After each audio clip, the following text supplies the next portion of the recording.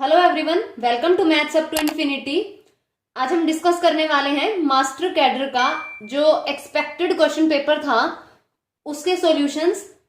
जो remaining questions रह गए थे वो आज हम डिस्कस करेंगे, कंप्लीट करेंगे आज इसे। और इससे पहले जो 90 क्वेश्चंस थे वो हमने कर लिए हैं। उन वीडियोस के लिंक डिस्क्रिप्शन में दिए हैं, आप वो चेक कर सकते हैं। एंड आज हम स्टार्ट करने वाले हैं क्वेश्चन नंबर 91 से। तो 91st क्वेश्चन है, if 15C3R is equal to 15CR plus 3 then the value of R। तो कॉम्बिनेशन में हमारे पास एक रिजल्ट होता है NCX is equal to NCY। अब यहां या तो x is equal to y होगा और x plus y is equal to n हो जाएगा।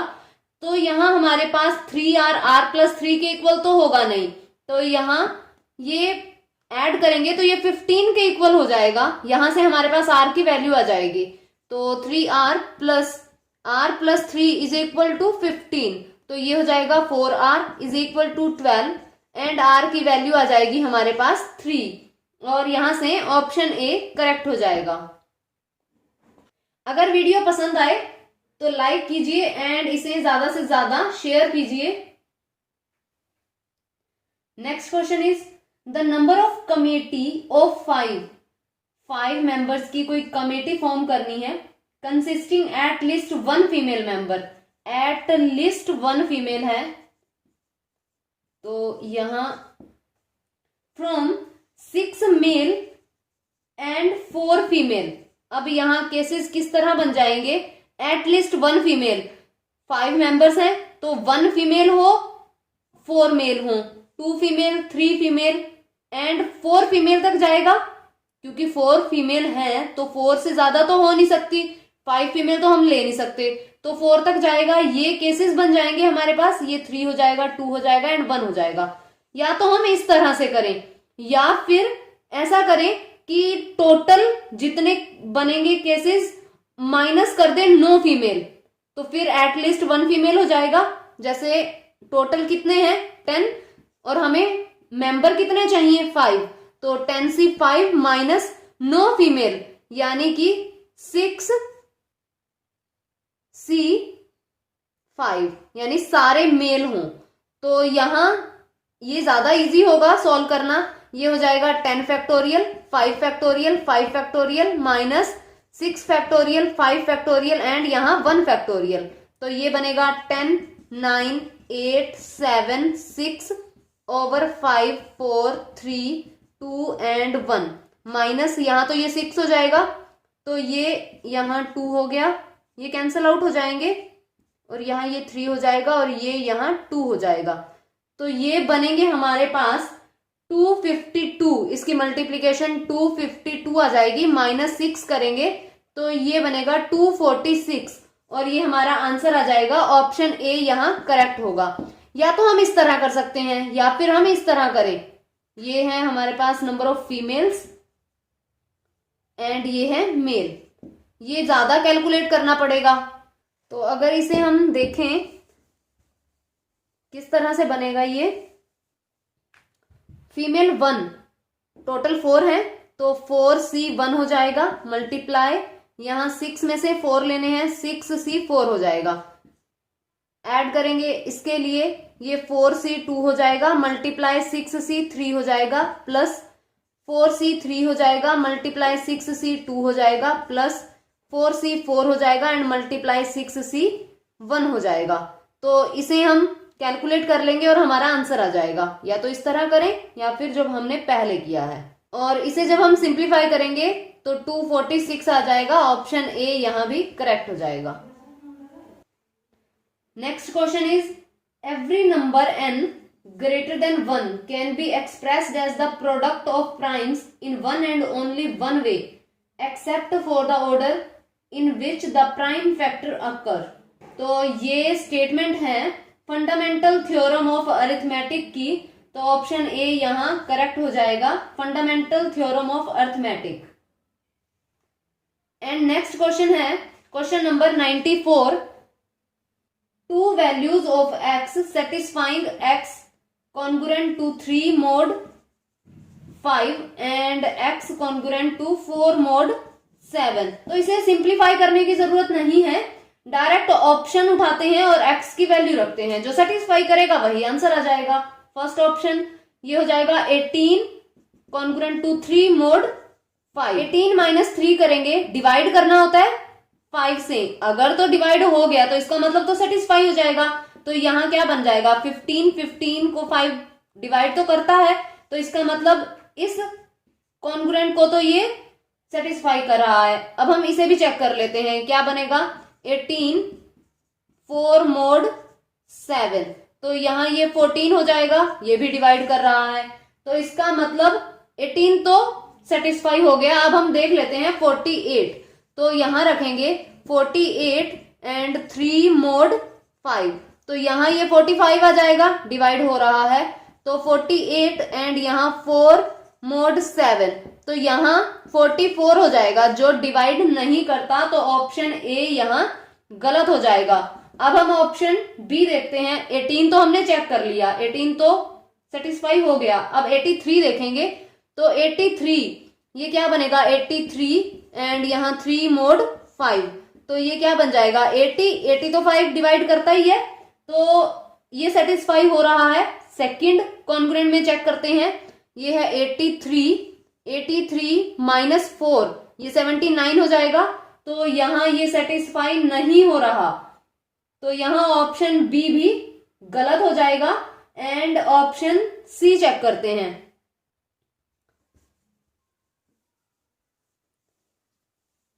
ऑप्शन सी में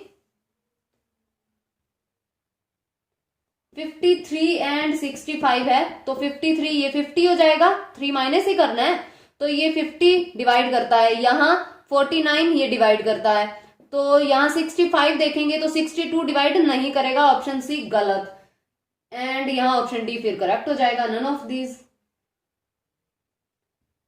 नेक्स्ट क्वेश्चन है हमारे पास क्वेश्चन नंबर 95।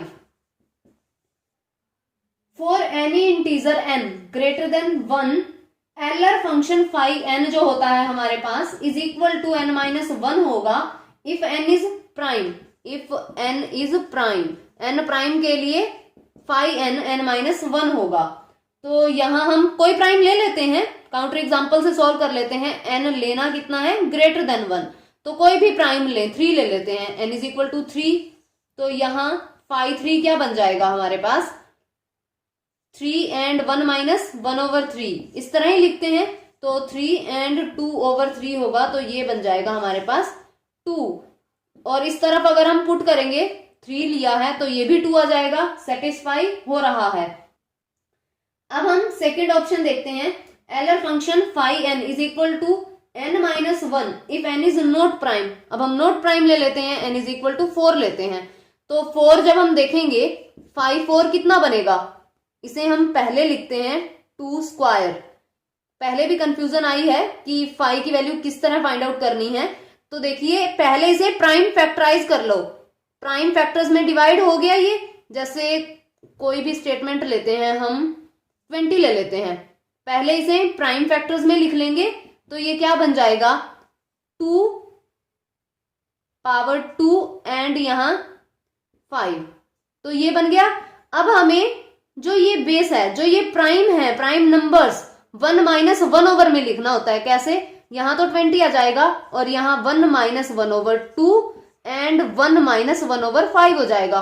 आगे कोई स्टेटमेंट होती तो वो भी लिखी जाती, पावर को नहीं देखना होता, और यहां जब हम इसे सोल्व करेंगे ये हमारा आंसर आ जाएगा, तो ये तो 2 स्क्वायर लिखा जाएगा, तो यहाँ 4 एंड 1 माइनस 1/2 हो जाएगा, तो ये बन जाएगा 4 एंड 1/2, तो ये तो 2 हो गया, n को 4 लिया और ये 2 आया, यहां जब हम पुट करेंगे क्योंकि स्टेटमेंट तो हमारे पास यही है, तो ये 4 माइनस 1 ये तो 3 हो जाएगा, ऑप्शन बी गलत हो गया।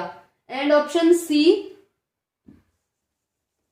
सी में हमें दिया है if n is prime the Euler function phi n not equal to n minus 1, आया तो है अभी n माइनस 1, तो नॉट इक्वल टू कैसे कह सकते हैं, ऑप्शन सी भी यहां गलत हो जाएगा, तो ऑप्शन ए ट्रू हो ही चुका है, तो ऑप्शन ए यहां करेक्ट होगा। Next question is if S star is a group with a star b is equal to a plus b plus a b, then a belongs to S and A inverse हमें find out करना है। तो यहाँ A inverse अगर कोई element है और उसका इनवर्स ऑपरेट करते हैं हम, तो क्या आ जाता है, आइडेंटिटी। तो ए इनवर्स देखने के लिए आइडेंटिटी पता होना जरूरी है। तो सबसे पहले तो देखते हैं कि आइडेंटिटी क्या होगी। अगर ये एलिमेंट है और हम इसे ऑपरेट कर रहे हैं आइडेंटिटी के साथ, तो वापिस से यही एलिमेंट आ जाएगा। इसे ओपन कर देते हैं एंड ई की वैल्यू फाइंड आउट कर लेते हैं। क्या बनेगा, ए प्लस ई प्लस ए ई। यहां ये ए ई को ए नहीं लिखना क्योंकि आइडेंटिटी हमें फाइंड आउट करनी है अभी। तो ये e plus a e is equal to 0 हो जाएगा and e is equal to 0 बन जाएगा। तो यहां रखते हैं जो ये है a and A inverse is equal to 0। इस तरह से ओपन करेंगे, पहले फर्स्ट एलिमेंट होता है, देन प्लस, फिर सेकंड एलिमेंट है हमारे पास A inverse plus A and A inverse is equal to ये 0 होगा। तो यहां बनेगा क्या, ए को दूसरी तरफ ले जाएंगे, ए इनवर्स बाहर आ जाएगा, 1 plus A is equal to minus of A. तो ए इनवर्स बनेगा minus A over 1 plus A, और यहां से ऑप्शन डी करेक्ट हो जाएगा। हो सकता है किसी के माइंड में ये आया हो कि यहाँ ए एंड ए इनवर्स को आइडेंटिटी क्यों नहीं लिखा गया, क्योंकि ये ए इनवर्स मल्टीप्लाई हो ही रहे हैं, तो यहाँ आइडेंटिटी बना देना चाहिए था। लेकिन ये आइडेंटिटी नहीं बनेगा क्योंकि यहाँ जो ऑपरेशन है वो जनरल मल्टीप्लीकेशन नहीं है। ऑपरेशन हमें ये कुछ स्टार दे रखा है और वो इस तरह से ओपन होता है। तो यहाँ ये आइडेंटिटी नहीं लिखना, क्योंकि अगर यहाँ आइडेंटिटी हमारे पास 0 आई और अगर यहाँ हम 0 बना देते हैं तो ए इनवर्स क्या बनेगा, माइनस ऑफ ए आ जाएगा, और माइनस ए एक ऑप्शन दे रखा है। तो ध्यान रखना है, फिर ऑप्शन ए आप करेक्ट करोगे, लेकिन ऑप्शन ए गलत होगा, क्योंकि ऑपरेशन के अकॉर्डिंग ही हम देखेंगे ना कि आइडेंटिटी क्या बन रही है और इनवर्स क्या बन रहा है। तो यहाँ ये जो ऑपरेशन है वो जनरल मल्टीप्लीकेशन नहीं है, तो ध्यान रखना है, इसे आइडेंटिटी नहीं बनाना। नेक्स्ट क्वेश्चन है question number 97, which of the following is incorrect, that G is a normal subgroup of G. तो ये करेक्ट है, ये ट्रू होगा, हमें इनकरेक्ट बताना है। जेड जी नॉर्मल सब ग्रुप ही होता है, जो सेंटर होता है ना ग्रुप का वो नॉर्मल सब ग्रुप होता है किसी भी ग्रुप का। एंड ऑप्शन बी है group of order 5 is cyclic, ये भी ट्रू होगा, क्योंकि प्राइम ऑर्डर का कोई भी ग्रुप साइक्लिक बनता है, तो 5 तो प्राइम है फिर, तो ये साइक्लिक बनेगा, ये भी ट्रू हो जाएगा। एंड थर्ड है every group is not isomorphic to a permutation group, ये तो रिजल्ट ही है थ्योरम का कि every group is a isomorphic to a permutation group. तो यहाँ ये सी जो है वो इनकरेक्ट हो जाएगा और सी ऑप्शन टिक होगा। एंड फोर्थ था अ cycle of length 2 is called transposition, तो ये ट्रू होगा। 2 लेंथ की कोई भी साइकिल, जब हम परमुटेशन ग्रुप करते हैं तो 2 लेंथ की कोई भी साइकिल होती है वो ट्रांसपोजिशन होती है। तो यहां ऑप्शन सी करेक्ट हो जाएगा, यानी टिक हो जाएगा, क्योंकि हमें तो इनकरेक्ट बताना है। एंड ध्यान रखना है, जो परमुटेशन ग्रुप होता है उसका जो आइडेंटिटी एलिमेंट होता है, जो आइडेंटिटी होती है वो हमेशा इवन ऑर्डर की होती है, वो हमेशा इवन ऑर्डर की होगी, ध्यान रखिए परमुटेशन ग्रुप में। नेक्स्ट क्वेश्चन है question number 98, class equation of a group of order 4, order है ग्रुप का 4 और क्लास इक्वेशन हमें लिखनी है। तो देखते हैं सबसे पहले कि ये ग्रुप अबिलियन होगा या नहीं होगा। तो इसे हम 2 स्क्वायर लिख सकते हैं।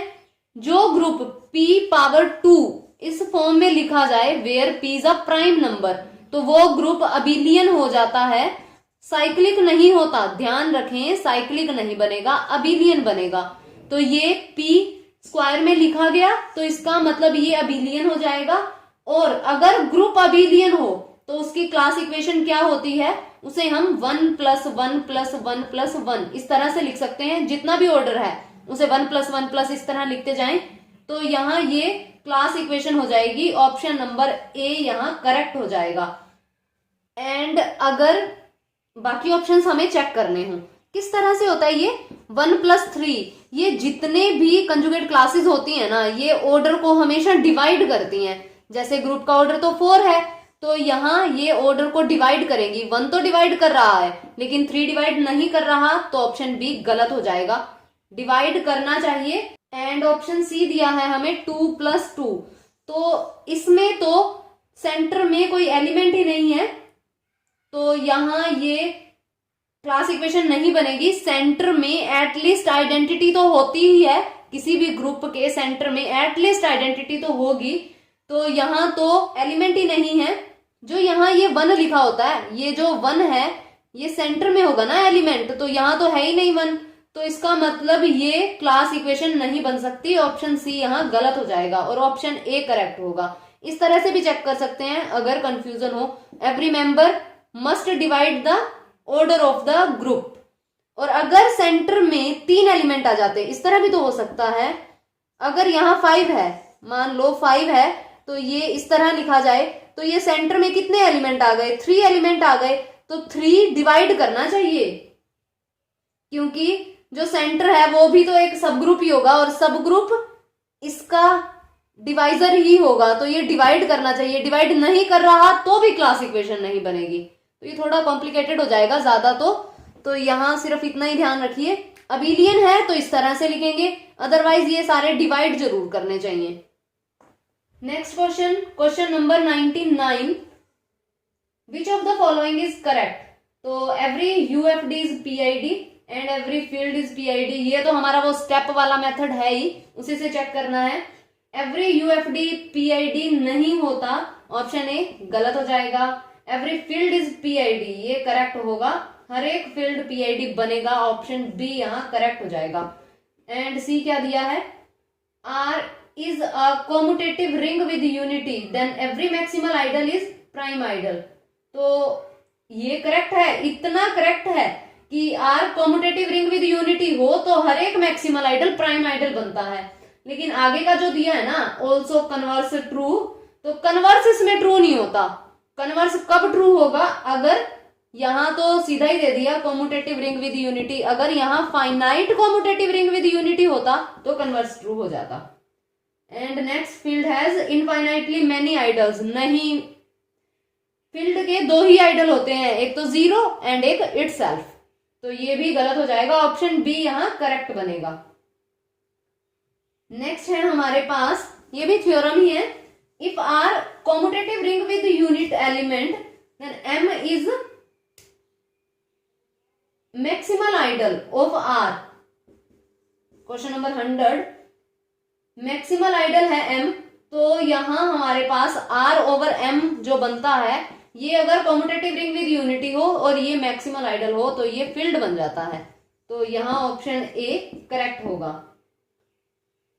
Next question, question number 101, which of the following is true. तो सबसे पहले तो ये देख लिया करो कि ये ट्रू बताना है कि फॉल्स बताना है, कई बार यही गलती हो जाती है।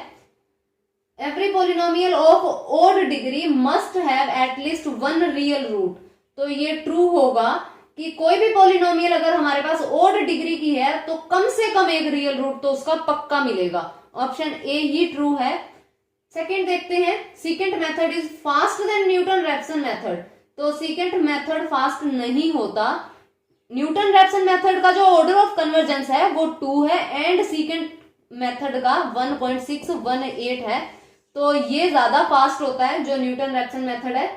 And next, order of convergence of bisection method is 2, नहीं, बाइसेक्शन मेथड का ऑर्डर ऑफ कन्वर्जेंस 1 है, न्यूटन रैप्सन मेथड का 2 है। None of the above, option A correct है। And next question, question number 102, if fx is a polynomial of nth degree then n plus 1th difference is, तो ये भी result ही है कि अगर हमारे पास कोई पोलिनोमियल है n डिग्री की, डिग्री उसकी n है, तो जो उसका nth डिफरेंस होगा वो कांस्टेंट होगा। याद रखिए, n डिग्री की अगर पोलिनोमियल है तो nth डिफरेंस कांस्टेंट होगा, and n plus 1th difference क्या हो जाएगा, 0 हो जाएगा। ऑप्शन बी यहां करेक्ट होगा। Next question, question number 103, use Picard's method, the first approximation of the differential equation dy over dx is equal to y minus 1 and y at 0 is equal to 2। तो Picard's method में किस तरह से लिखते हैं, जो approximation होती हैं, y n x is equal to y nought plus यहाँ x नोट 2x हो जाता है and function x and y n minus 1 dx where n 1 2 3 इस तरह लिखा जाता है। तो हमें तो फर्स्ट अप्रोक्सीमेशन ही चाहिए, तो यहाँ n को 1 पुट कर देंगे तो ये क्या बनेगा, y1x is equal to y nought plus यहाँ x नोट 2x f और यहाँ x and y nought dx। तो ये क्या बनेगा, देखिए ये होता है y नोट और ये होगा x नोट। वैल्यूज पुट करते हैं, y1x is equal to y nought क्या है हमारे पास 2 प्लस यहाँ ये x नोट 0 2 और x हो जाएगा एफ एक्स वाई, ये हमारे पास एफ एक्स वाई होता है तो ये बनेगा क्या, एफ एक्स वाई नोट और वाई नोट क्या है हमारे पास 2, तो एफ एट एक्स एंड 2 चाहिए, यानी वाई को रिप्लेस करना है 2 से, 2 माइनस 1 क्या हो जाएगा, 1 हो जाएगा, तो ये 1 डी एक्स हो जाएगा। ये बनेगा हमारे पास 2 प्लस इंटीग्रेट करेंगे x बनेगा x एंड 0 टू x, तो ये हो जाएगा 2 प्लस x। तो यहां ऑप्शन नंबर बी करेक्ट हो जाएगा, ये हमारी फर्स्ट अप्रोक्सीमेशन आ जाएगी और ऑप्शन बी करेक्ट बनेगा। Next question, question number 104, the number of subintervals in Simpson's 3/8 rule can not be, note बताना है कि सिम्पसन्स 3/8 रूल में कौन से सब इंटरवल नहीं हो सकते। तो सिम्पसन 3/8 रूल में जो सब इंटरवल बनते हैं वो मल्टीपल ऑफ 3 बनते हैं, तो जो मल्टीपल ऑफ 3 नहीं होगा वो करेक्ट हो जाएगा, वो ही टिक हो जाएगा। तो ऑप्शन ए 3 है multiple of 3, B 15 multiple of 3, C 21 multiple of 3 and D 22, तो डी यहाँ टिक हो जाएगा। ध्यान रखना है 3/8 रूल में मल्टीपल ऑफ 3 एंड जो 1/3 रूल होता है उसमें इवन नंबर ऑफ सब इंटरवल बनते हैं, इवन नंबर और इसमें मल्टीपल ऑफ 3, तो ऑप्शन डी टिक होगा। Next question 105, and which of the following is correct, ये तो डायरेक्ट रिजल्ट ही है, शिफ्ट ऑपरेटर बताना है कि इसका डेल्टा के साथ क्या रिलेशन होता है, तो ऑप्शन सी यहां करेक्ट होगा। Next question, question number 106, if a and b are positive integers such that a square minus b square is prime number, ये कोई प्राइम बनना चाहिए एंड हमें बताना है a square minus b square क्या होगा, a plus b होगा, a minus b, a b या फिर 1 हो जाएगा। तो फिक्स कर लेते हैं कोई भी पॉजिटिव इंटीजर, बस कंडीशन फुलफिल होनी चाहिए, प्राइम आना चाहिए। तो a को हम लिख लेते हैं 3 एंड b को 2 लिख लेते हैं, तो क्या बनेगा 9 माइनस ये 4 हो जाएगा, तो ये 5 आया विच इज प्राइम। तो यहाँ ए बी ये हो जाएंगे और हमें वैल्यू क्या चाहिए, ए स्क्वायर माइनस बी स्क्वायर की ही, तो ये तो 5 आ गया। अब हम ऑप्शन में मैच कर लेते हैं, ऑप्शन ए है ए प्लस बी, तो ये तो 5 आ ही रहा है, 3 प्लस 2। नेक्स्ट है ए माइनस बी, तो ये तो 1 आया, गलत हो जाएगा। सी ए बी, ये 6 आया, गलत हो जाएगा। एंड डी में तो 1 ही दे रखा है, ये भी गलत हो जाएगा। तो सिर्फ एक ऑप्शन हमारे पास यहाँ इक्वल आ रहा है, तो ऑप्शन ए यहाँ करेक्ट हो जाएगा। नेक्स्ट है 107, इफ ए एम डी, यानी जीसीडी ऑफ ए एम हमें डी दिया है एंड डी जो है वो डिवाइड करता है बी को, then the incongruent solution of linear congruence A X congruent to B mod M क्या बनेंगे। तो ये जो जीसीडी होता है ना, यही इनकॉन्ग्रुएंट सॉल्यूशन होते हैं, ऑप्शन ए करेक्ट बनेगा। लेकिन होते कब हैं, जब ये डी बी को डिवाइड करे, अगर यहाँ डिवाइड ना करे तो नो सॉल्यूशन हो जाएगा, कोई सॉल्यूशन एग्जिस्ट ही नहीं करेगा फिर डिवाइड करना जरूरी होता है, अगर डिवाइड करेगा तभी सॉल्यूशन मिलेंगे। और कितने सॉल्यूशन मिलेंगे? डी सॉल्यूशन मिल जाएंगे, यहाँ इनकॉन्ग्रुएंट सॉल्यूशन बनेंगे डी। तो ऑप्शन ए करेक्ट हो जाएगा। नेक्स्ट है हमारे पास 108। तो इसमें विच of the following is not true, not true बताना है। First option GCD of -6 and 0। तो इसका जो जीसीडी बनेगा ना वो 6 हो जाएगा, क्योंकि जीसीडी एक पॉजिटिव इंटीजर होता है। तो यहां जीसीडी 0 नहीं बनेगा और -6 भी नहीं होगा, तो यहां 6 बनेगा क्योंकि जीसीडी एक पॉजिटिव डिवाइजर है। तो ये ऑप्शन जो है फर्स्ट यही नॉट ट्रू है, ऑप्शन ए ही टिक होगा। नेक्स्ट है जीसीडी ऑफ 0 0। 0 0 की जीसीडी डिफाइन नहीं हो सकती, ये ट्रू है, ध्यान रखना है। तो यहाँ ये बी ट्रू एंड सी तो पता चल ही गया होगा, ये तो ट्रू ही है। एंड जो ऑप्शन डी है, if P is prime number and P divide करता है ए बी को, देन ईदर पी ए को डिवाइड करेगा और पी बी को डिवाइड करेगा। ये यूक्लिड्स थ्योरम है, यूक्लिड्स फर्स्ट थ्योरम है ये। तो ऑप्शन डी भी ट्रू है, यहाँ ऑप्शन ए टिक होगा, ये नॉट ट्रू है। नेक्स्ट है क्वेश्चन नंबर 109।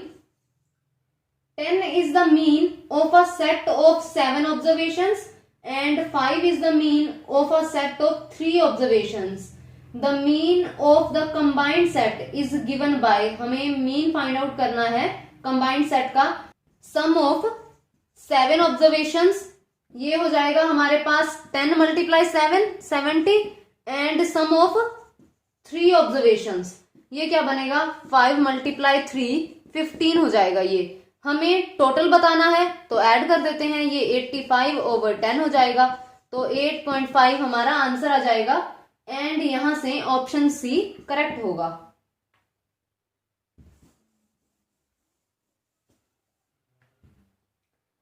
नेक्स्ट है question number 110।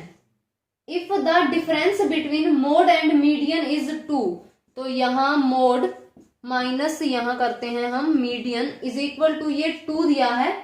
Then the difference between median and mean, हमें मीडियन एंड मीन का डिफरेंस फाइंड आउट करना है, यानी मीडियन माइनस मीन बताना है। तो हमारे पास एक रिजल्ट होता है mode is equal to 3 median -2 mean. इसे हम लिख देते हैं mode is equal to median and +2 median and -2 mean. इसे इस तरफ ले आते हैं तो ये बनेगा mode minus median is equal to, ये क्या होगा 2 एंड यहां मीडियन माइनस मीन।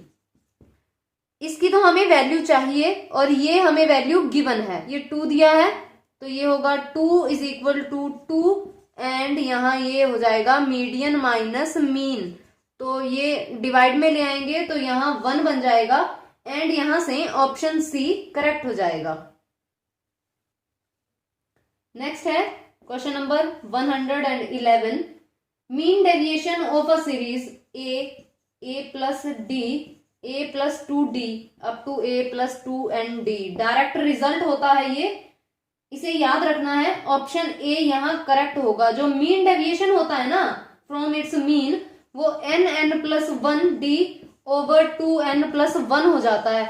ये ना इस तरह से कई बार क्वेश्चन भी पूछ लिया जाता है, जरूरी नहीं है कि ये रिजल्ट ही पूछा जाए, कोई सीरीज भी दे सकते हैं, वहां से हम a d फाइंड कर लेंगे, n यहां से ये फाइंड कर लेंगे और वैल्यूज पुट कर देंगे। तो ये ध्यान रखना है, यहां ऑप्शन ए करेक्ट बनेगा।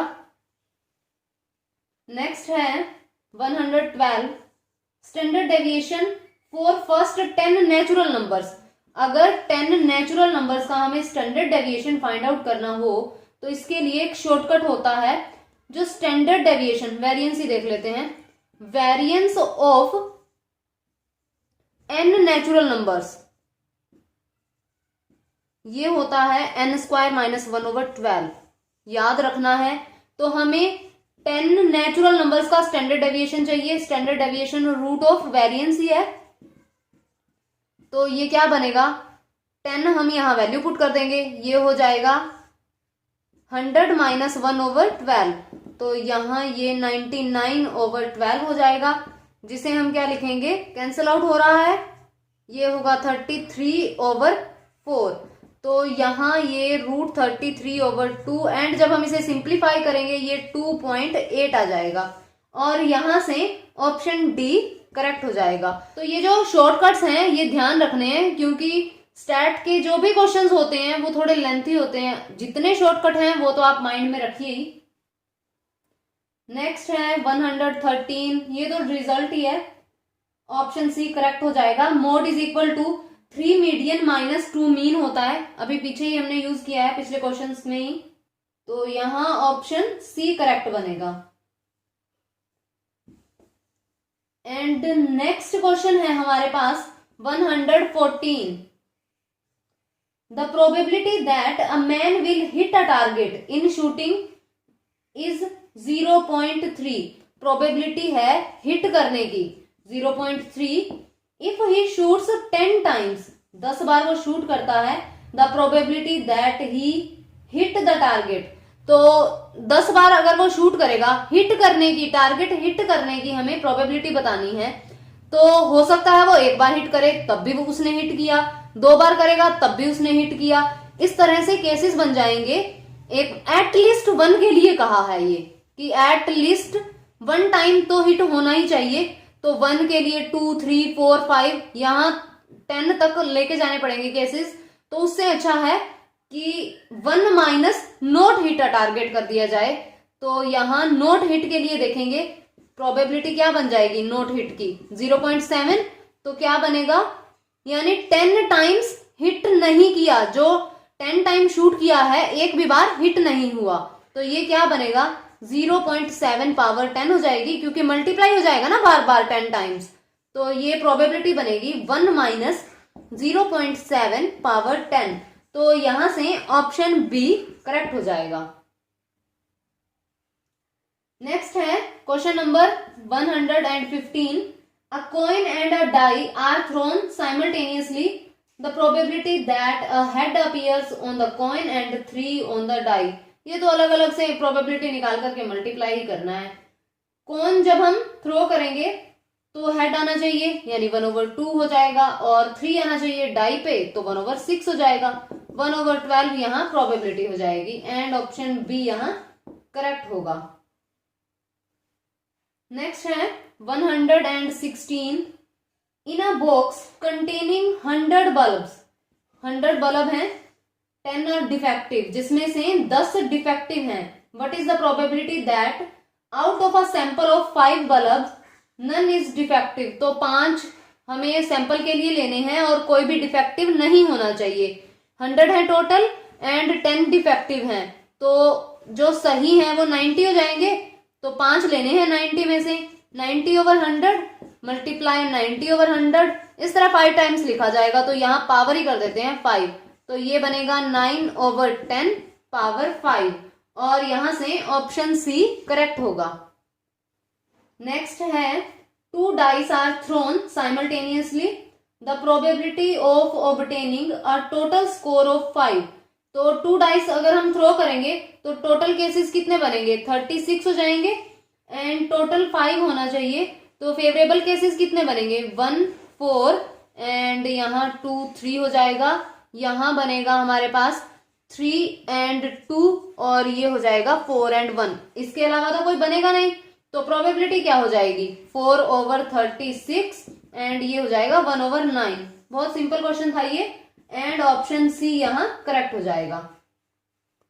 नेक्स्ट है question number 118, the mean and variance of a binomial distribution are 4 and 3, mean and variance दे रखा है एंड प्रोबेबिलिटी बतानी है गेटिंग एग्जैक्टली 6 सक्सेसेस, तो यहाँ मीन है, बाइनोमियल डिस्ट्रीब्यूशन के अंदर मीन NP होता है एंड ये 4 है, और वेरिएंस यानी NPQ वो है 3, तो यहाँ वैल्यू रखते हैं, Q की वैल्यू आ जाएगी, ये 4Q is equal to 3 and Q 3/4 हो जाएगा, और P बनेगा 1/4, तो यहाँ अब हमें पहले तो N भी चाहिए, एंड यहां से जब हम p की वैल्यू रखेंगे तो n हो जाएगा 16।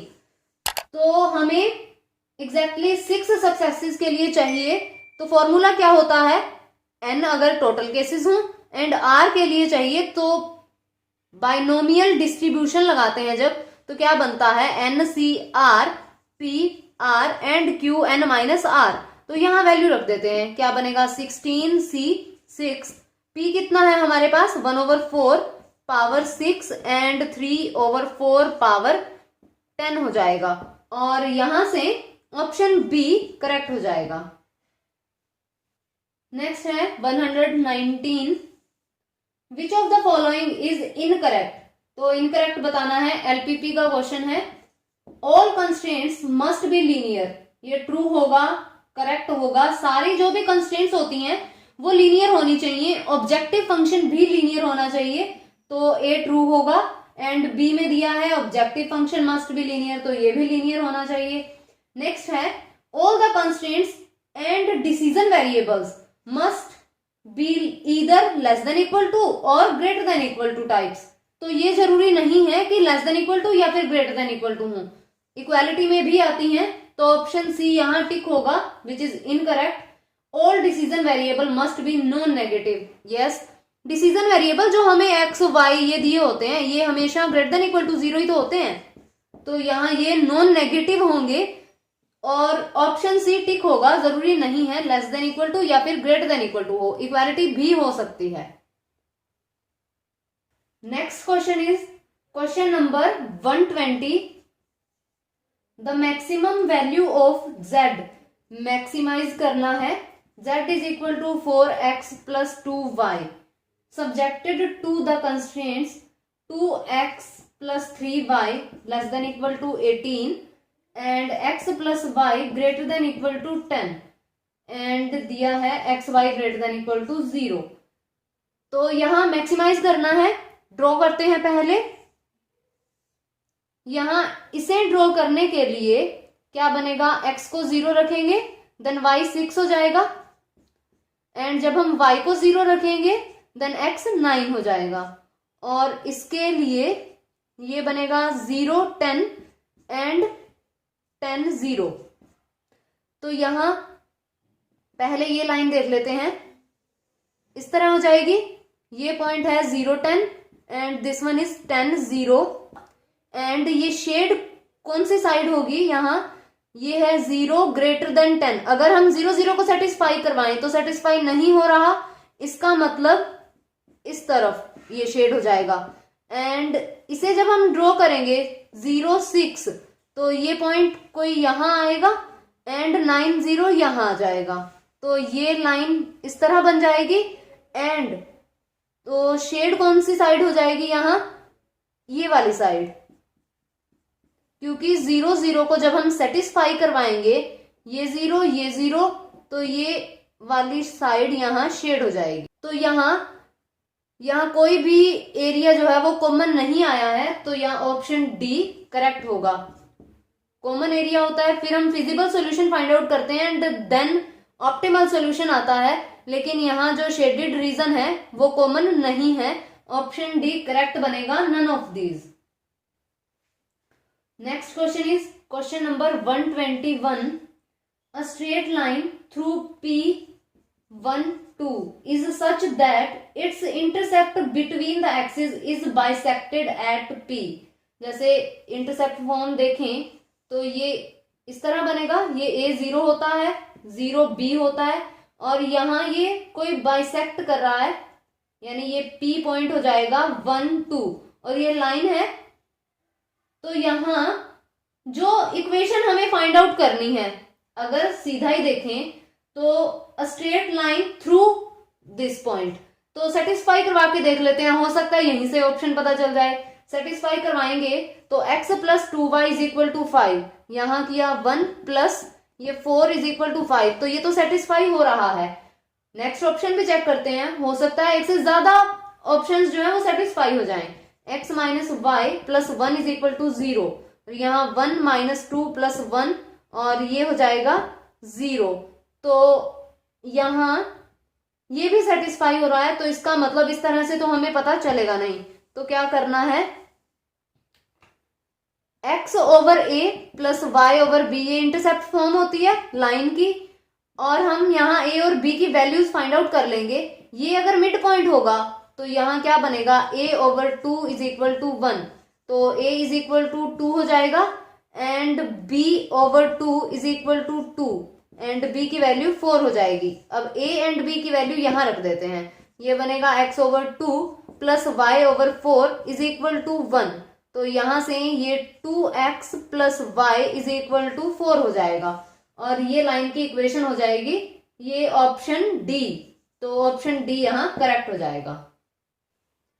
Next question, question number 122, the line segment joining the points 1 2 and -2 1, कोई लाइन सेगमेंट है, इन दोनों पॉइंट्स को ज्वाइन करने पे is divided by the line, ये तो कोई लाइन है, इसके जो सेगमेंट है, और एक लाइन डिवाइड करती है, जैसे यहां डिवाइड करती है अगर 3x plus 4y is equal to 7, ये लाइन है, बताना है कौन सी रेशो पे डिवाइड करती है।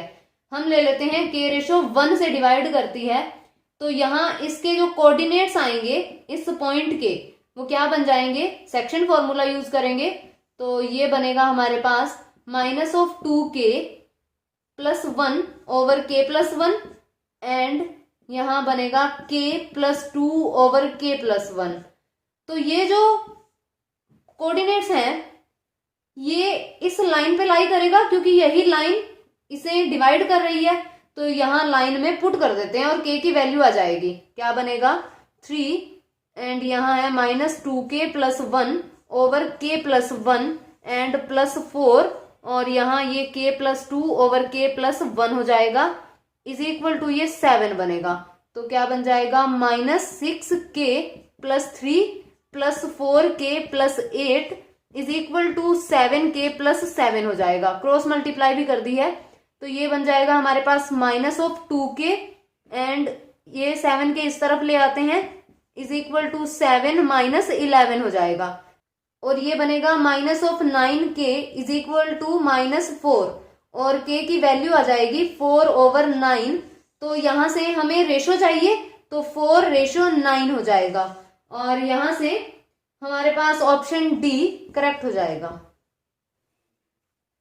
नेक्स्ट है question number 123, the distance between the lines 3x plus 4y is equal to 9 and 6x plus 8y is equal to 15, तो ये पहले यहाँ 2 से डिवाइड कर देते हैं, क्या बनेगा 3x plus 4y is equal to 15 over 2, तो ये दोनों लाइंस पैरेलल लाइंस हैं, डिस्टेंस बिटवीन पैरेलल लाइंस, तो इन दोनों में डिस्टेंस 9 माइनस 15 ओवर 2 ओवर ये बन जाता है, यहाँ मोड लगा दो, ये जो 3 स्क्वायर प्लस 4 स्क्वायर, तो ये क्या बन जाएगा 3 ओवर 2 ओवर ये हो जाएगा 5, तो यहाँ 3 ओवर 10 हो जाएगा, and option number B, option second correct हो जाएगा। Next question, question number 124, the number of integer value of m की हमें इंटीजर वैल्यूज बतानी है कि कितनी होंगी, for which the x coordinate of the point of intersection of the lines 3x plus 4y is equal to 9 and y is equal to mx plus 1 is also an integer, तो यहाँ number of integer value of m बतानी है। अगर x coordinate भी एक integer हो तो यहाँ इलिमिनेट कर लेते हैं हम पहले y को, क्योंकि x कोऑर्डिनेट इंटीजर होगा वहां से हमें m की वैल्यूज पता चलेंगी, तो पहले लिखते हैं mx minus y is equal to -1 हो जाएगा, तो यहाँ ये 3x plus 4y is equal to 9, इसे हम 4 से मल्टीप्लाई कर देते हैं, ये बनेगा 4mx minus 4y is equal to -4, तो ये कैंसल आउट हो जाएगा, और यहाँ बनेगा 3 प्लस 4m, एंड यहाँ x is equal to 5, x is equal to हो जाएगा 5 ओवर 3 प्लस 4m, तो x एक इंटीजर होगा, x coordinate of the point of intersection is also an integer, तो यहाँ इंटीजर होने के लिए m की कौन कौन सी वैल्यूज हो सकती हैं? अगर हम यहाँ m को 0 पुट कर देते हैं तो इंटीजर नहीं बनेगा, 5/3 आ जाएगा ना x कोऑर्डिनेट।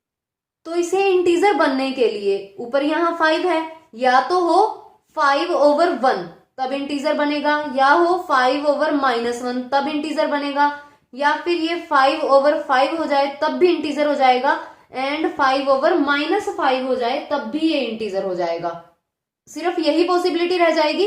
इसके अलावा यहाँ 10 हो जाएगा, फिर भी तो ये 1/2 हो जाएगा जो इंटीजर नहीं है।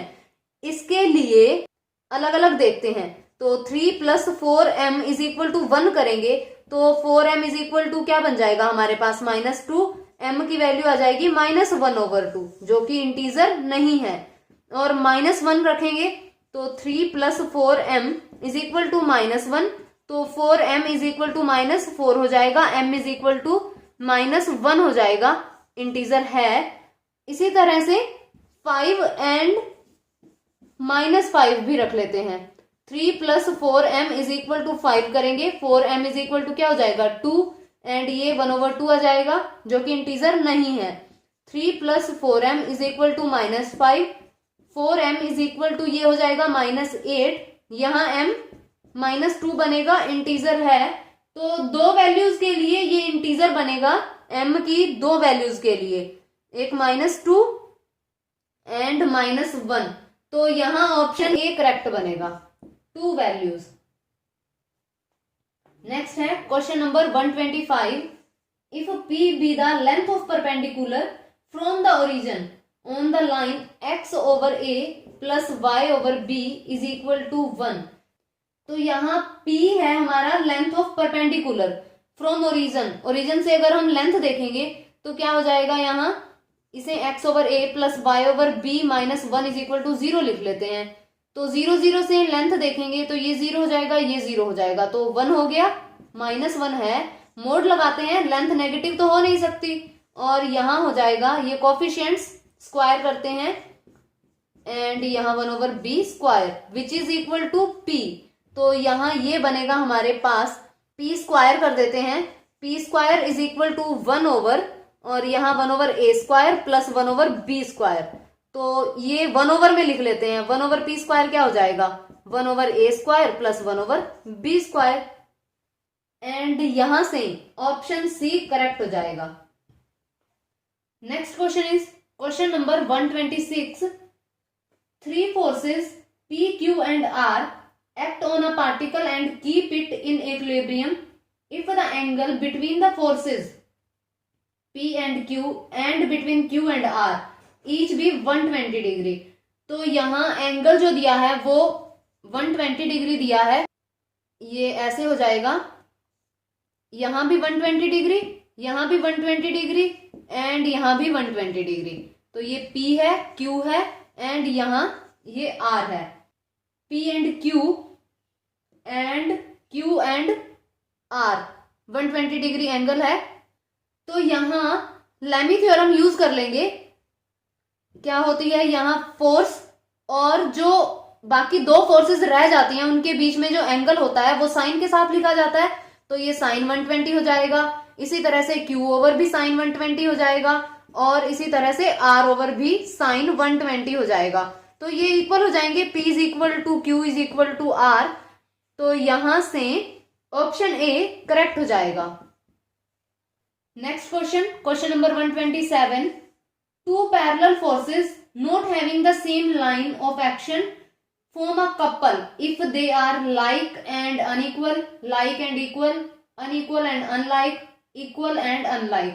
शायद ये क्वेश्चन पहले किया है हमने, प्रीवियस ईयर्स में होगा। तो यहाँ ऑप्शन डी करेक्ट हो जाएगा, equal and unlike. Next question, question number 128। The resultant of 2 forces 3p and 2p is R। ये R रिजल्टेंट है। If first force is doubled, the resultant is also doubled, then the angle between the forces बताना है। तो resultant is equal to क्या होता है हमारे पास? p² plus q² plus 2pq and cos alpha. तो यहाँ P है 3P, Q 2P, वैल्यू रख देते हैं। रिजल्टेंट क्या बनेगा, ये हो जाएगा 9P² plus 4P² plus 2 3P and 2P, तो यहां 12 हो जाएगा P² कोस अल्फा। आगे हमें दिया है if first force is doubled, इसका मतलब 3P को हमने 6P करना है, तो जो रिजल्टेंट है वो भी डबल हो जाती है, तो ये 2R हो जाएगी। तो यहां 6P एंड 2P रहेगा, सेकेंड को तो चेंज ही नहीं करना, तो यहां ये बन जाएगा 36P² प्लस 4P² एंड यहां हो जाएगा ये 24P² कोस अल्फा। स्क्वायर कर देते हैं तो ये क्या बनेगा, R² is equal to 9P² plus 4P², तो यहां सीधा लिख देते हैं हम 13P², तो ये हो जाएगा 13P² plus 12P² cos alpha. And यहां भी स्क्वायर करते हैं, ये क्या बनेगा 4R² और यहां ये 40P² हो जाएगा, 40P² plus 24P² cos alpha, ये हो जाएगा। उसके बाद यहां डिवाइड कर देते हैं, एंगल आ जाएगा, ये डिवाइड कर देते हैं हम, यहां बनेगा 4R² over R² is equal to 40P² plus 24P² cos alpha over 13P² plus 12P² cos alpha, ये तो कैंसिल आउट हो जाएंगे। अब यहाँ P² यहां भी कॉमन, यहां भी कॉमन, ये भी कैंसिल आउट हो जाएगा और 4 भी यहां कॉमन आ रहा है, तो क्या बनेगा 4 इज इक्वल टू यहां 4P² कर देते हैं 10 प्लस ये हो जाएगा 6 कोस अल्फा ओवर ये बनेगा P² and 13 plus 12 cos alpha, तो ये 4 भी कैंसिल आउट और ये भी कैंसिल आउट, तो अब हमारे पास आ गया 12 cos alpha plus 13 is equal to 6 cos alpha plus 10, तो यहां कोस अल्फा की क्या वैल्यू बन जाएगी, 6 cos alpha is equal to minus of 3 हो जाएगा और यहां कोस अल्फा की वैल्यू बनेगी cos alpha is equal to -1/2, तो किस अल्फा के लिए -1/2 होगा, यहां ऑप्शन सी करेक्ट हो जाएगा, 120 डिग्री, कोस 120 डिग्री -1/2 हो जाएगा, ऑप्शन सी करेक्ट बनेगा। Next question is 129, the uniform force that will move 1 kg mass from rest through 1 metre in 1 second, तो फोर्स यहां बतानी है हमें, यहां हमें मास दिया है 1 kg और इनिशियल वेलोसिटी जो है वो 0 होगी, क्या फॉर्मूला अप्लाई हो जाएगा, S is equal to ut plus 1/2 ft² and values रख देंगे, तो यहाँ S क्या है हमारे पास 1 मीटर, तो ये 1 हो जाएगा इज इक्वल टू u 0 है एंड यहाँ ये बन जाएगा 1/2 F फोर्स हमें फाइंड आउट करनी है T² और ये हमें दिया है 1 सेकेंड, तो यहाँ ये 1 हो जाएगा, तो F की वैल्यू क्या आ जाएगी हमारे पास, यहाँ 1 is equal to 1/2 F and F हो जाएगा 2 मीटर पर second square. And impressed force find out करने के लिए क्या फॉर्मूला होता है, impressed force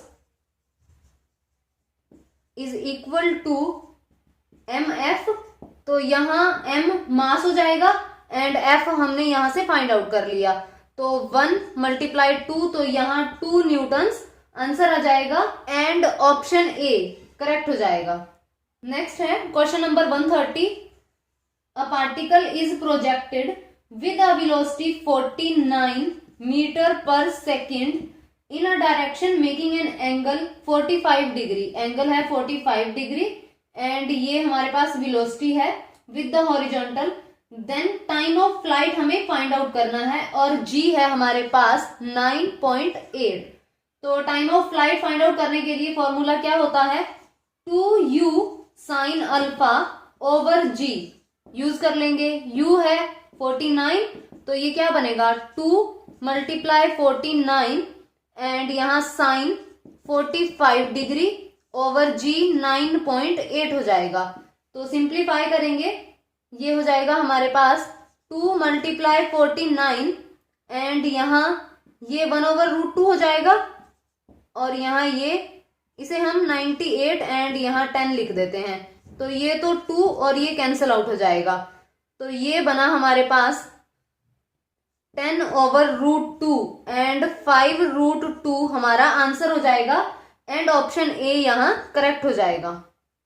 next question, question number 131, the nature of simple harmonic motion. तो सिंपल हार्मोनिक मोशन का जो नेचर होता है वो ऑसिलेटरी होता है।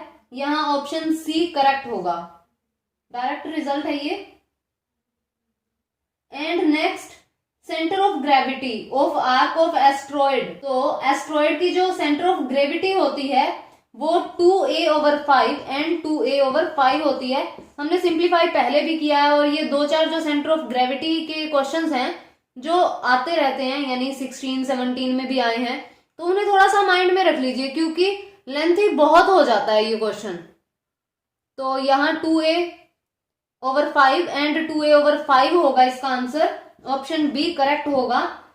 यहां हमें centre of gravity of arc of asteroid था तो ये बना। अगर पूछा जाए कि centre of gravity of area of asteroid, ये तो था हमारे पास जो ये क्वेश्चन है ये आर्क ऑफ एस्ट्रॉइड था, एंड अगर एरिया ऑफ एस्ट्रॉइड पूछा जाए तो उसका आंसर क्या होगा 256a/3 पाई एंड यहां भी 256a/3 पाई हो जाएगा इन फर्स्ट क्वाड्रेंट।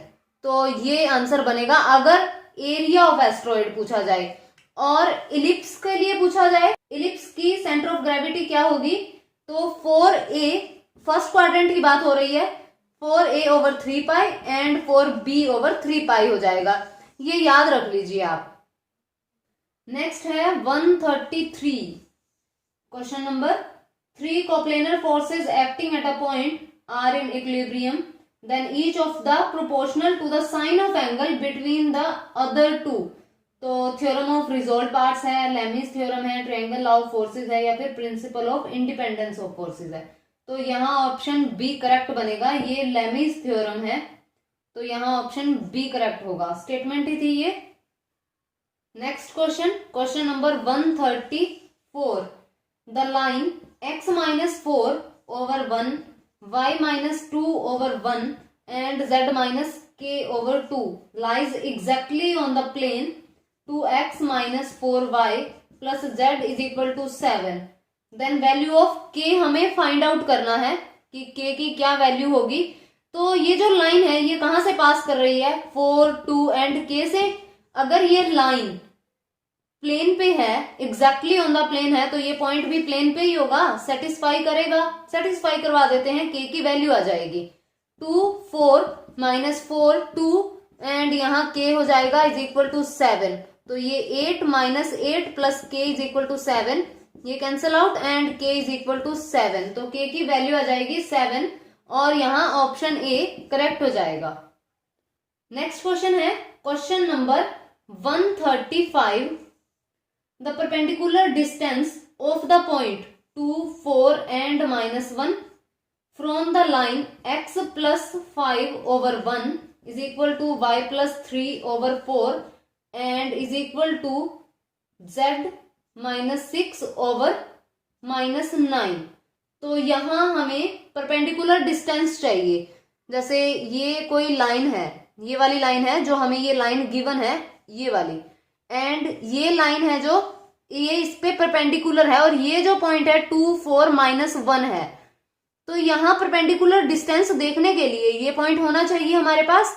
तो ये पॉइंट हम फाइंड आउट करेंगे, इसे इज इक्वल टू लैम्डा लिख देते हैं, एक्स वाई एंड जेड की वैल्यू आ जाएगी और वो हम ले लेंगे ये वाला पॉइंट। तो एक्स क्या बनेगा लैम्डा -5 एंड वाई बनेगा 4 लैम्डा -3 एंड z बनेगा -9 लैम्डा प्लस 6। तो ये पॉइंट आ गया। अब इसके डायरेक्शन रेशोज फाइंड आउट कर लेंगे, इसके डायरेक्शन रेशोज एंड इसके डायरेक्शन रेशोज। परपेंडिकुलर लाइंस हैं तो प्रोडक्ट 0 हो जाएगी। तो डायरेक्शन रेशो फाइंड आउट करते हैं इस लाइन के। -2 -4 एंड -1 हो जाएगा ना।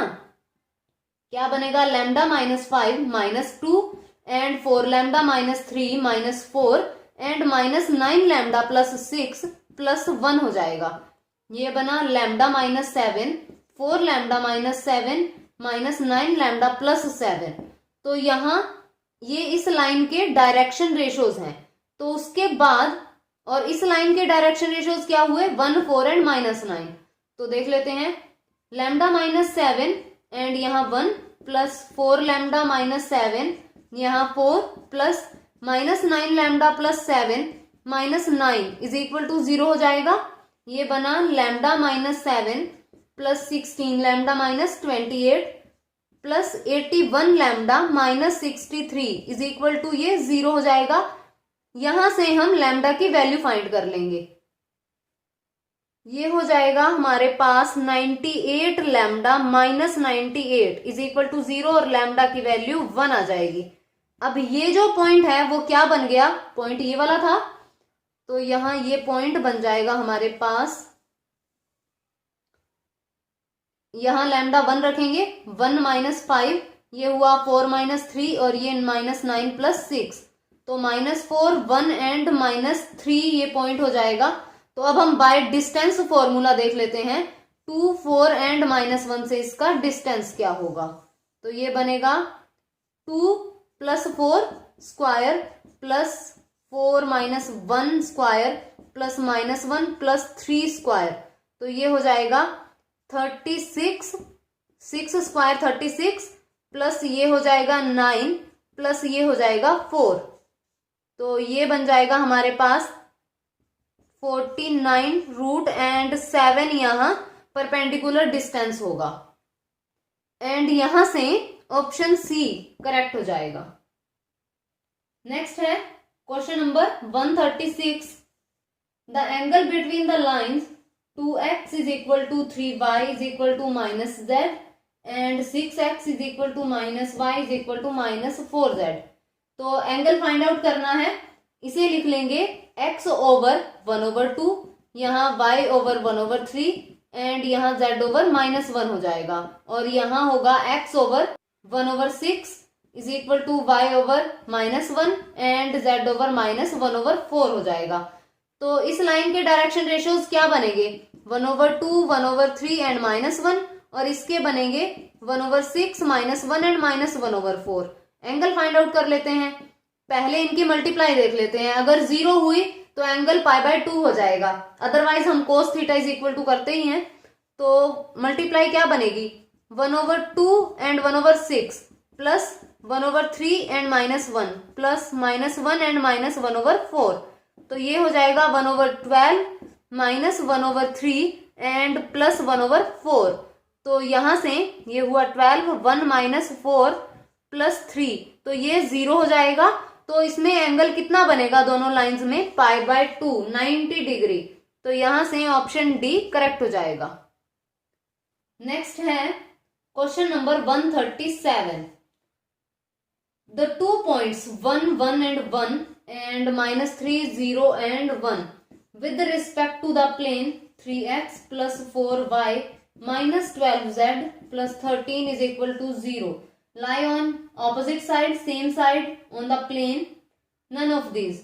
तो यहाँ अगर ये वैल्यूज पुट करने पे दोनों आंसर, यानी इसे पुट करेंगे एंड इसे पुट करेंगे, अगर दोनों को पुट करने पे ऑपोजिट आंसर आए, ऑपोजिट साइन के साथ अगर आंसर आए तो ऑपोजिट साइड लाई करेंगे, अगर सेम साइड करेंगे तो सेम साइन के साथ आंसर आएंगे, और अगर सेटिस्फाई हो गया तो इसका मतलब ऑन द प्लेन हो जाएगा। पुट करते हैं, जब हम 1 1 1 पुट करेंगे तो क्या बनेगा, 3 + 4 - 12 + 13, तो ये क्या बन जाएगा हमारे पास 7 एंड 13, ये 20 - 12 हो जाएगा 8, तो ये आया हमारे पास आंसर पॉजिटिव। और जब हम इसे पुट करेंगे -3 0 एंड 1, तो क्या बन जाएगा 3 - 3, यहाँ तो 0 ही हो जाएगा, -12 + 13, तो ये बनेगा -9 - 12 + 13, तो ये नेगेटिव आंसर आ जाएगा, यानी ऑपोजिट साइन आए हैं तो इसका मतलब ऑपोजिट साइड लाई करेंगे। तो यहां से ऑप्शन ए करेक्ट बनेगा। अगर सेम साइन के साथ आंसर आते तो सेम साइड लाई करते, और अगर यहाँ 0 ही आ जाता, सेटिस्फाई हो जाते, तो ऑन द प्लेन हो जाता। तो यहाँ ऑप्शन ए करेक्ट होगा। नेक्स्ट है question number 138। The equation of the plane through the point 2, 5 and -3 and perpendicular to the planes, दो प्लेन है x + 2y + 2z = 1 and x - 2y + 3z = 4। तो हमें प्लेन की इक्वेशन बतानी है जो यहां से पास करे और इन दोनों प्लेन्स के परपेंडिकुलर हो। पास करे इसका मतलब सेटिस्फाई करे। ऑप्शन में पुट करेंगे पहले वैल्यू 10x - y - 4z = 27। तो पुट करते हैं, ये हो जाएगा 20 - 5 + 12। तो यहाँ क्या बन जाएगा, 27 ही हो जाएगा ये। तो सेटिस्फाई हो रहा है। बाकी ऑप्शंस भी देखते हैं। Second option x - 2y + 3z = 17। तो यहाँ ये 2 - 10 एंड -9, तो यहां से ये नेगेटिव आ जाएगा, सेटिस्फाई नहीं होगा। ऑप्शन बी तो गलत हो गया। सी 7x - 3y + 4z = 19। तो ये 14 - 15 एंड माइनस क्या हो जाएगा यहाँ 12। तो 19 के इक्वल तो ये नहीं होगा, ऑप्शन सी भी गलत। And next x + y - z = 10। यहाँ ये 2 + 5 एंड +3, तो ये सेटिस्फाई हो रहा है। ऑप्शन बी एंड सी तो गलत हो गए। अब हमें ए एंड डी, ये दोनों पॉइंट तो पास हो रहे हैं, लेकिन देख लेंगे कि कौन सा प्लेन इन दोनों के परपेंडिकुलर है। परपेंडिकुलर कैसे देखेंगे, ये जो कोफिशिएंट्स हैं इनकी मल्टीप्लीकेशन देख लेते हैं, जिसकी 0 बनेगी वो आंसर हो जाएगा। फर्स्ट है 10x - y - 4z = 27। तो फर्स्ट प्लेन के साथ देखते हैं, इस वाले प्लेन के साथ। तो क्या बनेगा 10 एंड यहाँ 1 + 2 एंड यहाँ -1 + 2 एंड -4, 0 होना चाहिए। 10 - 2 - 8, तो ये 0 हो रहा है। इसके साथ भी देखना है क्योंकि दोनों के परपेंडिकुलर चाहिए। तो ये बन जाएगा हमारे पास 10 और यहाँ 1 एंड यहाँ ये भी नेगेटिव है, ये भी नेगेटिव है, तो पॉजिटिव हो जाएगा 2 एंड -12। तो ये सेटिस्फाई हो रहा है, दोनों प्लेन्स के परपेंडिकुलर भी है और यहां से पास भी हो रहा है। तो ऑप्शन ए करेक्ट बनेगा। ऑप्शन डी इस कंडीशन में कहीं ना कहीं फेल होगा ही। देख लेते हैं, x + y - z = 10। तो इस वाले प्लेन के साथ देखेंगे तो ये 1 एंड यहाँ +2 एंड -2, ये तो 1 हो गया ना, 0 आना चाहिए था, तो पॉसिबल नहीं है। ऑप्शन डी गलत हो जाएगा, ऑप्शन ए करेक्ट बनेगा। नेक्स्ट है हमारे पास question number 139। The line x - 4/2 = y - 0/0 and z + 1/3। ये बताना है पैरेलल टू y एक्सिस है, परपेंडिकुलर टू x एक्सिस है, parallel to xz plane, parallel to z axis. तो यहाँ जो डायरेक्शन रेशियोज हैं, y में 0 है, तो इसका मतलब पैरेलल टू xz प्लेन हो जाएगा। एंड अगर परपेंडिकुलर देखना है तो परपेंडिकुलर टू y एक्सिस होगा ये। तो यहां हमारे पास ऑप्शन सी करेक्ट हो जाएगा। नेक्स्ट है 140th question. The distance of the point 1, 2 and 3 from x axis, from x axis. तो किसी भी एक्सिस से किसी पॉइंट का डिस्टेंस देखना हो तो क्या होता है, ये x एक्सिस के साथ देखना है तो x कोऑर्डिनेट छोड़ देंगे, तो ये बनेगा 2² + 3², यानी जो बाकी दो कोऑर्डिनेट रह जाते हैं उनका स्क्वायर करके रूट करना होता है। तो ये बनेगा 4 + 9 और ये हो जाएगा 13। तो √13 डिस्टेंस आ जाएगा एंड ऑप्शन ए करेक्ट हो जाएगा। नेक्स्ट है question number 141। A line makes angles alpha, beta, gamma and delta with the 4 diagonals of a cube. Cube के 4 डायगोनल्स के साथ ये एंगल्स हैं। हमें क्या बताना है, cos² alpha + cos² beta + cos² gamma and +cos² delta. इसकी वैल्यू बतानी है हमें। जो ये डायगोनल्स हैं ये एंगल्स का सम है, तो यहाँ ये याद रखने हैं, क्योंकि पेपर में इतना टाइम नहीं होता कि इतनी ज्यादा कैलकुलेशन हो पाए। तो ये कुछ एक रिजल्ट्स हैं, तो ये आप याद रखिए। यहाँ ऑप्शन नंबर बी करेक्ट हो जाएगा। जो सम होता है वो 4/3 होता है, तो यहाँ ऑप्शन बी करेक्ट होगा। एंड अगर क्यूब के दो डायगोनल में एंगल पूछा जाए, angle between any two diagonals of cube, तो वो क्या हो जाता है, कोस इनवर्स 1/3। ये कोस इनवर्स 1/3 होता है क्यूब के दो डायगोनल में जो एंगल बनता है। और हमें तो ये सम चाहिए था, ये 4/3 होता है, याद रखिए आप। Next question is question number 142। If the line 2x + y = k passes through the point which divides the line segment, ये कोई लाइन है और 1 1 1 यहाँ है 2 4 और रेशो 3:2, और ये जो पॉइंट है ना, यहां से ये लाइन पास करती है और k की वैल्यू बतानी है। तो ये कौन सा पॉइंट होगा, कोऑर्डिनेट्स फाइंड आउट करते हैं सेक्शन फॉर्मूला से। तो x कोऑर्डिनेट क्या बनेगा, इसे हम x1 एंड y1 लिख देते हैं। x1 क्या बन जाएगा हमारे पास, ये 3 2 6 + 2/5 हो जाएगा। यहां हुआ ये 8/5 एंड y1 क्या बनेगा, 12 + 2/5, तो ये 14/5 हो जाएगा। और ये लाइन यहां से पास करती है 8/5 एंड 14/5 से। पुट कर देते हैं, k की वैल्यू आ जाएगी 2 और यहाँ ये 8/5 + 14/5 = k, तो ये हो जाएगा 16/5 + 14/5 = यहाँ k है, और ये 30/5, तो k की वैल्यू 6 आ जाएगी, और यहां से ऑप्शन सी करेक्ट हो जाएगा। Next question, question number 143। Which of the following triplets give the direction cosines of a line, तो बताना है डायरेक्शन कोसाइंस कौन से बनेंगे। डायरेक्शन कोसाइंस में रिलेशन होता है L² + M² + N² = 1। तो यहां देख लेते हैं इस रिजल्ट को कौन सा ट्रिपलेट होल्ड करेगा। तो फर्स्ट है 1 1 1, तो ये तो 1² 1² 1², ये तो 3 हो जाएगा, नॉट इक्वल टू 1, तो ये नहीं हो सकता। 1 - 1 1, ये भी नहीं हो सकता, सी भी नहीं हो सकता, तो यहाँ ऑप्शन डी करेक्ट हो जाएगा। नेक्स्ट है question number 144। If u = f(y/x), then x curl u/x plus y curl u/y = तो यहाँ एलर्स थ्योरम लगेगी। अगर हमारे पास u कोई फंक्शन है, होमोजीनियस फंक्शन है, तो एलर्स रिजल्ट क्या होता है, x curl u/x plus y curl u/y = nu।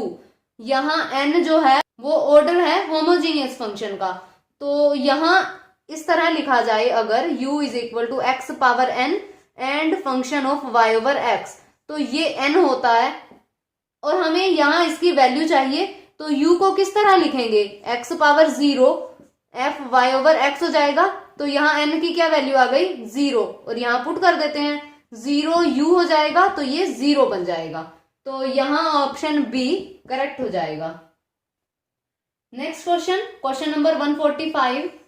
u = x⁴y and plus y⁴x differentiate partially with respect to x।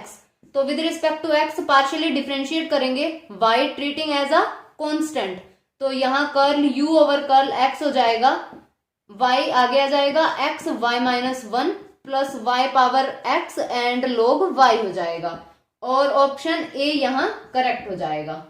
And next है हमारे पास 146 क्वेश्चन, तो ये तो डायरेक्ट रिजल्ट ही है, पहले भी आ ही चुका है, ये ऑप्शन ए यहाँ करेक्ट होगा। कर्ल u(v/कर्ल xy डॉट कर्ल xy/कर्ल u(v), तो इनकी जो प्रोडक्ट होती है वो 1 के इक्वल होती है, ऑप्शन ए करेक्ट होगा 146 क्वेश्चन का। नेक्स्ट है क्वेश्चन नंबर 147। f(x,y) = यहाँ ये xy/x² + y² and x y not equal to 0 0 and यहाँ है 0 और x y is equal to 0 0। तो यहाँ बताना है कंटिन्यूअस होगा या डिफरेंशियल होगा। तो अगर कोई factor X square plus Y square दे रखा हो यहाँ, तो एक्स को R cos theta and Y को आर साइन थीटा पुट करना होता है क्वेश्चन इजी करने के लिए, and limit R tending to 0 हो जाती है। तो ये क्या बन जाएगा, limit R tending to 0 X Y, ये बनेगा R square cos theta sine theta and over X square plus Y square, तो यहाँ ये आर स्क्वायर हो जाएगा and sine square plus cos square, तो ये तो 1 ही हो जाएगा, ये कैंसल आउट। तो यहाँ जो आंसर है, जो ये लिमिट है, ये थीटा पे डिपेंड हो गई। अगर लिमिट थीटा पे डिपेंड हो जाए तो लिमिट डज नॉट एग्जिस्ट हो जाती है, डजंट एग्जिस्ट। तो अगर एग्जिस्ट ही नहीं करेगी तो फिर कंटिन्यूटी डिफरेंशिएबिलिटी की क्या बात करें। तो यहाँ ऑप्शन ए कंटिन्यूअस एट 0 0, अगर तो लिमिट यहाँ आर पे डिपेंड हो जाती, आर यहाँ फिर पुट करते 0 हो जाता, फिर तो लिमिट एग्जिस्ट करती, कंटिन्यूअस हो जाता। लेकिन थीटा पे डिपेंड हो जाए तो डजंट एग्जिस्ट हो जाती है। Continuous at 0 0, limit he exist नहीं हो रही, कंटिन्यूटी की तो बात ही नहीं होगी। ऑप्शन ए गलत हो जाएगा। सेकंड डिफरेंशिएबल, कंटिन्यूअस ही नहीं है, डिफरेंशिएबल कहां से होगा, ये भी गलत। थर्ड है कंटिन्यूअस बट नॉट डिफरेंशिएबल, ये भी गलत। एंड फोर्थ है नॉट डिफरेंशिएबल, यस डिफरेंशिएबल नहीं होगा, डी ऑप्शन यहाँ करेक्ट हो जाएगा। नेक्स्ट है question number 148, let f R square to R be defined by fxy is equal to x sin 1 over y plus y sin 1 over x and x not equal to 0, y not equal to 0, then limit find out करनी है x y tending to 0 0 and यहाँ ये f x y है। तो जब हम यहाँ limit put करेंगे ये 0 हो जाएगा, यहाँ ये 0 हो जाएगा एंड ये जो लिमिट आएगी, ये जो साइन 1 ओवर वाई है, ये कोई फाइनाइट नंबर आएगा और x जब हम लिमिट लगाएंगे 0 हो जाएगा, तो ये पूरा 0 हो गया और यहाँ भी 0, तो इस पूरी लिमिट की जो वैल्यू आएगी वो 0 हो जाएगी एंड ऑप्शन बी यहाँ करेक्ट हो जाएगा। उसके बाद question number 149, if x is a prime number then x is odd, तो कॉन्ट्रा पॉजिटिव बताना है। इसका कॉन्ट्रा पॉजिटिव क्या बनेगा, if x is not odd then x is not prime number, तो ये इसका कंट्रा पॉजिटिव हो जाएगा। तो देख लेते हैं ऑप्शन कौन सा करेक्ट बनेगा। If x is not a prime number, ये तो गलत हो गया। x is a prime number if and only if, तो ये भी गलत हो जाएगा, बाय कंडीशनल है। If x is a odd number then x is a prime number, पर यहाँ नोट लगाना था तो ये भी गलत हो जाएगा।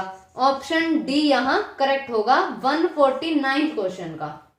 नेक्स्ट है 150th क्वेश्चन, लास्ट क्वेश्चन है ये। If f x is equal to mod of x and interval दिया है -1 to 1, एफ एक्स जो है satisfies all conditions of Rolle's theorem, satisfies all condition of mean value theorem and doesn't satisfy the condition of mean value theorem. देखते हैं first condition, चाहे वो Rolle's theorem है चाहे लैग्रांज मीन वैल्यू थ्योरम है, क्या होती है, F x must be continuous on -1 to 1 close interval पे, तो ये कंटिन्यूअस तो बनेगा ही। कंटिन्यूटी डिफरेंशिएबिलिटी मोड फंक्शन है, ग्राफिकली चेक कर लेते हैं, तो ये क्या बनेगा, कंटिन्यूअस तो ये होगा क्लोज इंटरवल पे। अब डिफरेंशिएबिलिटी देखते हैं, तो 0 0 पे ये डिफरेंशिएबल नहीं है, डिफरेंशिएबिलिटी ओपन इंटरवल पे देखनी होती है, तो 0 0 पे ये डिफरेंशिएबल नहीं है और 0 पॉइंट यहाँ आ भी रहा है, तो इसका मतलब इस इंटरवल के किसी पॉइंट पे ये फंक्शन डिफरेंशिएबल नहीं होगा। तो ये जो कंडीशन है ये रोल्स थ्योरम में भी आती है, लैग्रांज मीन वैल्यू थ्योरम में भी आती है, तो इसका मतलब कि सेटिस्फाई नहीं होगी कंडीशंस, तो ऑप्शन सी करेक्ट हो जाएगा, doesn't satisfy the conditions of mean value theorem, तो यहाँ ऑप्शन सी करेक्ट होगा। तो ये थे 150 क्वेश्चंस, जो हमारा एक्सपेक्टेड क्वेश्चन पेपर था उसका फुल सॉल्यूशन हो चुका है। इससे पहले 2 वीडियोस में हमने जो पहले के क्वेश्चन थे वो किए हैं, उनका लिंक डिस्क्रिप्शन में दिया है, आप वो क्वेश्चंस वहां से देख सकते हैं। एंड 91 से लेकर के 150 क्वेश्चन तक इस वीडियो में हमने कंप्लीट कर लिए हैं और इसी के साथ इसका सॉल्यूशन कंप्लीट होता है। और अगर वीडियो पसंद आए तो लाइक कीजिए, शेयर कीजिए एंड चैनल को सब्सक्राइब कीजिए और बेल आइकन प्रेस कीजिए ताकि आने वाली क्वालिटेटिव वीडियोस की नोटिफिकेशन आपको मिलती रहे।